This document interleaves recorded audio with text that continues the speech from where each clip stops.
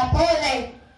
Utajikuta miaka 10 uko katika wokovu, hauinuki kiuchumi, familia yako inaendelea kupigwa kwa sababu sadaka unayoitoa unatoa kwa manunguniko.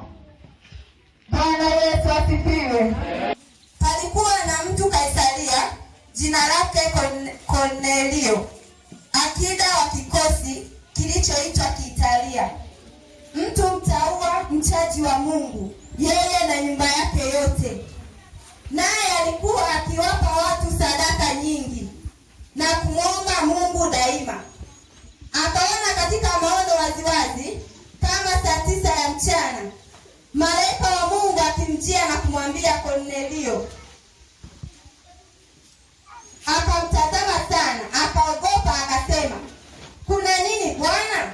Akamwambia, sala zako na sadaka zako zimefika juu na kuwa ukumbusho mbele. Asifiwe. Bwana Yesu asifiwe.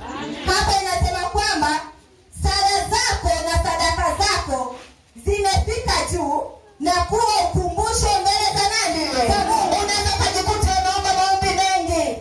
Unaweza kusema hapana, ile kanisa ina upako, mchungaji ana upako. Kumbe shida ni wewe hujakaa vizuri. Bwana Yesu asifiwe. Unaweza kujikuta unalaumu mtu kwamba hapana, mbona mimi magonjwa yananiandama? Mbona mimi sifanikiwi? Kumbe sadaka yako unaitoa mbele za Bwana inazungumza. Kuangalia ili zungumza mbele za Bwana kafanyika ukumbusho. Maana alitoa sadaka zake pasipo manunguniko.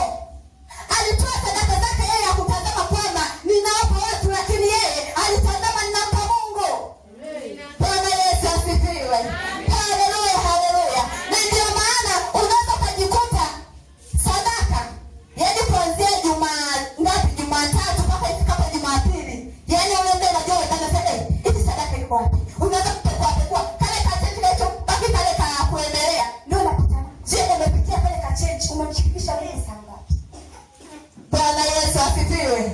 Haleluya, haleluya. Unatakiwa sadaka yako usichukue zile chenji. Hebu tambua kwamba unayempa ni nani? Tambua Mungu amekupitisha mangapi. Tambua mpaka hapa ulipo ni kwa neema yake tu. Na ukishatambua hayo na ukaona Mungu amenivusha mangapi, mimi ninaishi kwa neema yake tu, lazima utampa Mungu sadaka iliyo mema. Unajikuta ni mama nyumbani lakini ana michezo kibao, lakini katika habari ya zaka hatoi. Unajiuliza yeye mnake nampa hapana. Ni nini tugajigaji? Hata kama ni mtu tugajigaji, kwa nini usitoe kwanza zaka ile ubaki ndio kaemee? Mimi sina kazi. Yaani mchungaji, mimi sina kazi. Nilipo tu nyumbani mama, hiyo zaka mimi nitaitoa wapi? Bwana Yesu atuponye kwa jina la Yesu.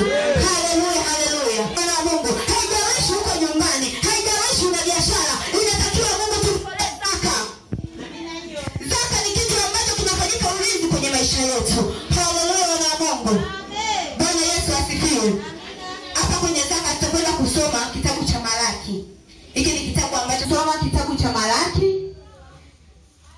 Malaki sura ya 3 mstari wa 7 mpaka 11. Ni somo ambalo linafahamika, Malaki sura ya 3 mstari wa 7 mpaka 11. Neno la Bwana linasema, tokea siku za baba zetu mmegeuka upande, mkayaacha maagizo yangu. Leteni zaka kamili ghalani, ili kiwemo chakula katika nyumba yangu. Mkanijaribu kwa njia hiyo, asema Bwana wa majeshi, mjue kama sitawafungulia madirisha ya mbinguni na kuwamwagia baraka hata isiwepo nafasi ya kutosha au la. Nami kwa ajili yenu nitamkemea yeye alaye, wala hata haribu mazao ya ardhi yenu, wala mzabibu wenu hautapukutisha matunda yake kabla ya wakati wake katika mashamba, asema Bwana. Anasema kwamba tumjaribu kwa habari ya zaka. Tutoe zaka, tutaona jinsi ambavyo atakwenda kutumwagia baraka tele hata nafasi isiwepo. Haleluya. Bwana Yesu asifiwe. Kwa natakiwa kwa habari ya zaka tupone. Asipatikane mtu anasema kwamba mimi sina kazi.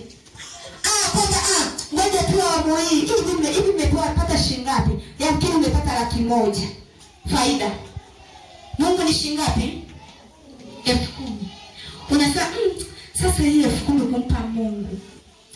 Mungu nikupe tu 5,000. Bwana Yesu asifiwe. Bwana Yesu asifiwe.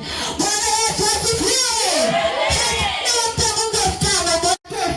Ndugu pole, pale ni kama umeenda kuidumbukiza tu, yaani umeenda chooni kateleza. Bwana Yesu asifiwe. Haleluya, haleluya. Kwa natakiwa utoe zaka kamili mbele za Bwana. Amen. Unaweza kwenda ukatoa 1,000. Kumbe katika 1,000 umemgia Mungu 1,000. Halafu mchungaji kwa sababu yeye atapokea, ataachilia baraka, lakini kwa Mungu